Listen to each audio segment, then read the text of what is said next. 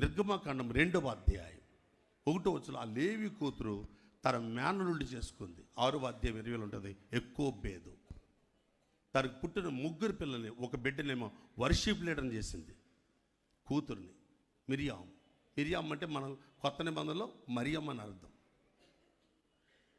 ఒక కొడుకుని యాజకత్వానికి ఎలా మౌల్డ్ అవ్వాలో పెంచింది, ఆయన పేరు అహరోను. ఒక బిడ్డను దేవుని కొరకు ఒక నాయకత్వం ఎలా చేయాలో పెంచింది, ఆయన పేరు మోజెస్. ఒక తల్లి ఆ దేశ శాపాన్ని, ఆ వంశ శాపాన్ని కొట్టేసేలాగా, ఏ తండ్రి స్వాచ్ఛము ఆ కొడుకు కలవకూడదు అనుకుంటే అదే తండ్రికి ఆ కొడుకే ఆధారమయ్యాడండి.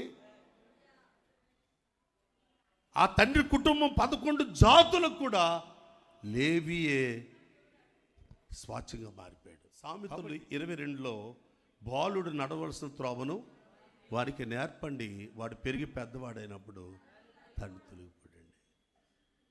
కాబట్టి ఈరోజు మీ పిల్లలు బాగుండాలంటే మీ పిల్లలకి నేర్పగలిగే గ్రంథం ఏదైనా ఉంటే ఇది మత గ్రంథం కాదండి, ఛాలెంజ్. ఇది మార్గ గ్రంథం, ఇది సత్య గ్రంథం.